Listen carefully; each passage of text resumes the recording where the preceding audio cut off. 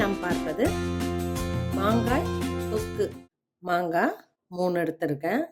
கழுவிட்டு தோலை சீவிட்டு கேரட் துருவியினால் துருவி வச்சுக்கலாம். இந்த மாங்காயில் சீவ முடியாத பார்ட் இருந்தால் கூட நம்ம சீவி எடுத்துக்கலாம்.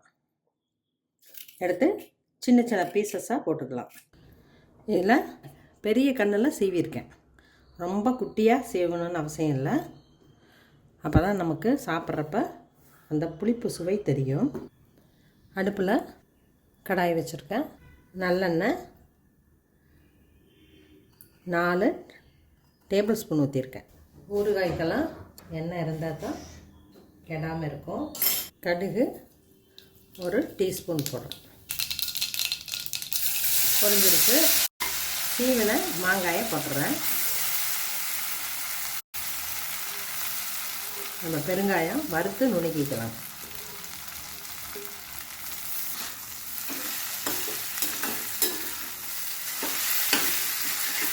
நல்லா கிளறி விட்டுடலாம். இது சிம்லேயே வச்சு வேகட்டும். இன்னொரு அடுப்பில் கடாய் வச்சுருக்கேன். வெந்தயம் 1 டீஸ்பூன். லேசாக சூடானோன்னா நம்ம பெருங்காயப்பொடி போட்டுக்கலாம். நிறையா வெந்தயம் போட்டாலும் கசக்கும். கட்டி பெருங்காயம் தூள் பண்ணி வச்சுருக்கேன். அதில் 1/2 டீஸ்பூன் போடுறேன்.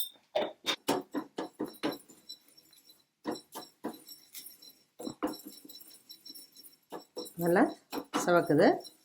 ரொம்ப கருக விடாமல் ஆஃப் பண்ணிடுவோம். அதை சூட்லேயே தொலைவுனாலும் நல்லா சிவந்துக்கும்.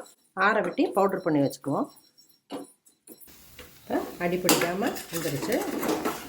நல்ல ஹெவியான ஸ்டெயின்லெஸ் ஸ்டீல் கடாய்ங்கிறனால நமக்கு ஒத்துல. கல்லுப்பையை பொடி பண்ணி வச்சுருக்கேன். அதில் போட்டுக்கலாம்.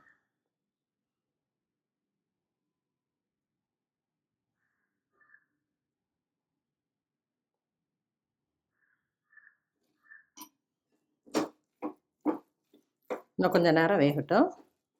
மிளகாய்த்தூள் வீட்டில் அரைச்சது இதில் ஒரு டீஸ்பூன் போடுறேன். ரொம்ப காரம் போட்டாலும் அதுக்கேற்ற உப்பு போடணும். நான் ரெண்டுமே அளவாக தான் போட்டிருக்கேன். பத்தில் இன்னும் கொஞ்சம் போடுறேன்.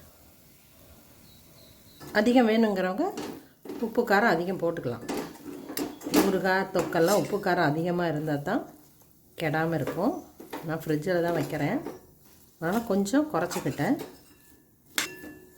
நல்லா மிங்கிள் ஆகிடுச்சு.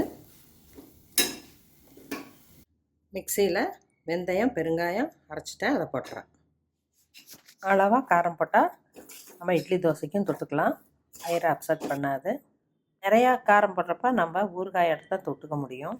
மாங்காயில் எவ்வளோ எண்ணெய் ஊற்றினாலும் இழுத்துக்குது. அதனால் நான் 1 டேபிள் ஸ்பூன் தனியாக சூடு பண்ணி அதில் ஆட் பண்ணுறேன். எண்ணெய் சூடாகிடுச்சு. மாங்காய் தொக்கு மேலே ஊற்றிடலாம். மாங்காய் தொக்கு ரெடி ஆகிடுச்சு. இது இட்லி தோசை சாதம் வெரைட்டி ரைஸ் எல்லாத்துக்கும் காம்பினேஷன் நல்லாயிருக்கும். புளிப்பு சுவை பிடிக்கிறவங்களுக்கு இந்த தொக்கு ரொம்ப பிடிக்கும். குழந்தைகளுக்கு கொஞ்சம் காரம் கம்மியாக போட்டு கொடுக்கலாம். எல்லாத்துக்கும் காம்பினேஷன் நல்லாயிருக்கும். செஞ்சு பாருங்கள், சாப்பிட்டு பாருங்கள். பிடிச்சிருந்தா சப்ஸ்கிரைப் பண்ணுங்கள், ஷேர் பண்ணுங்கள். தேங்க்யூ.